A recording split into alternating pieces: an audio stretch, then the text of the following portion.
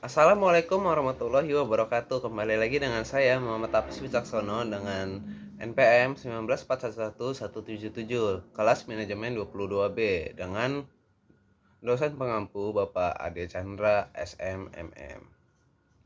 Di sini saya akan menjelaskan materi kita kali ini, yaitu penganggaran modal.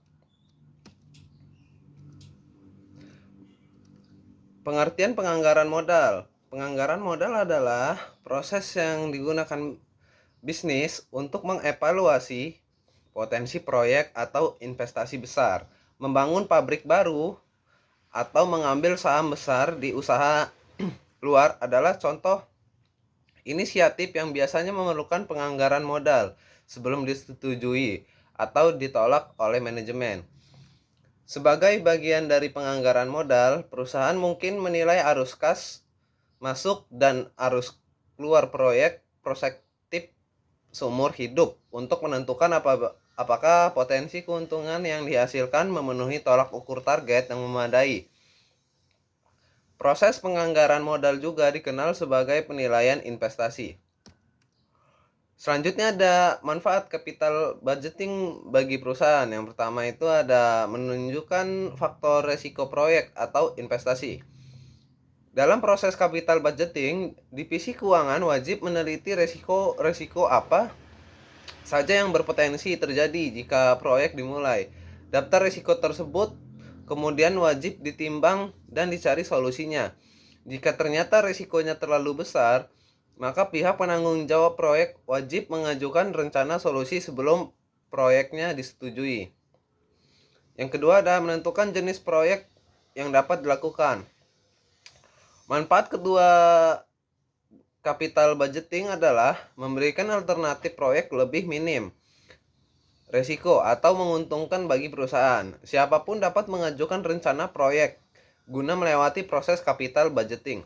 Akan tetapi, perusahaan berhak menentukan rencana mana yang lebih baik didanai. Yang ketiga, membantu perusahaan membuat rencana jangka panjang dalam capital budgeting. Divisi keuangan umumnya dapat membuat beberapa opsi pelaksanaan proyek sekaligus, mulai dari jangka pendek hingga proyek jangka terpanjang. Sebelum menyetujui pendanaan sebuah proyek, umumnya divisi keuangan akan memprediksi terlebih dulu kebutuhan keuangan dalam jangka minimal 1 tahun. Yang keempat, menunjukkan sisi keuntungan proyek pada investor.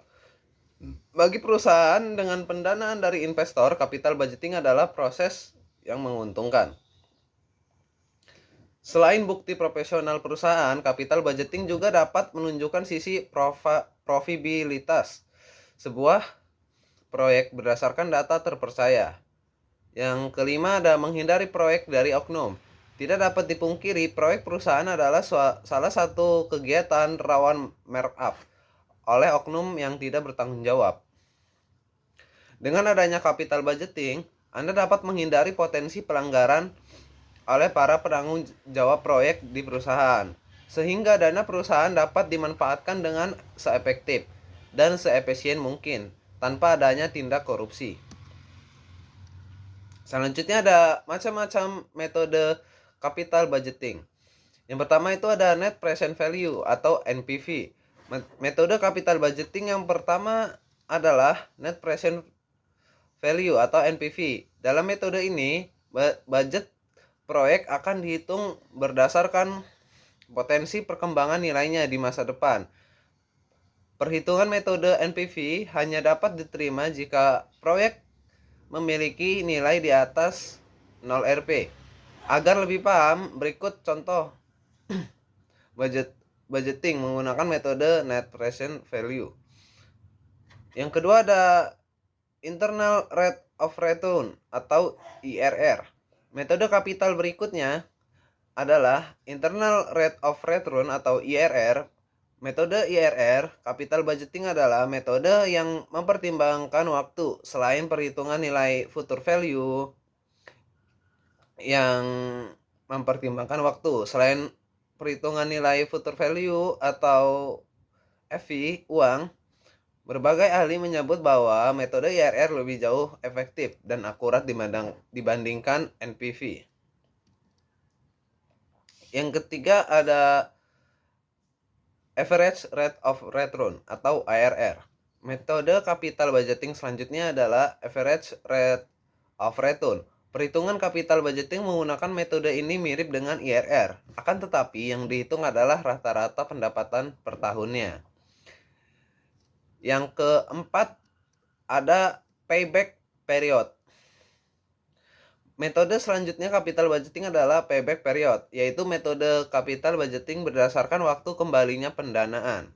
Dalam metode ini, keputusan capital budgeting diambil berdasarkan durasi proyek mencapai BIP.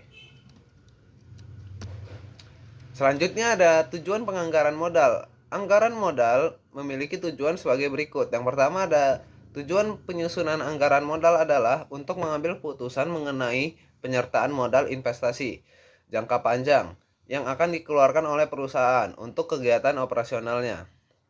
Yang kedua ada anggaran modal, juga bertujuan untuk merencanakan pengembalian modal atas berbagai investasi yang dilakukan perusahaan. Selanjutnya ada pentingnya penganggaran modal. Anggaran modal sangatlah penting dilakukan karena alasan-alasan berikut. Yang pertama itu ada keputusan anggaran modal akan berpengaruh pada jangka waktu yang lama sehingga perusahaan kehilangan rasa sakitnya. Anggaran modal yang efektif akan meningkatkan waktu dan kualitas dari penambahan aktivitas. Yang ketiga ada pengeluaran modal sangat penting.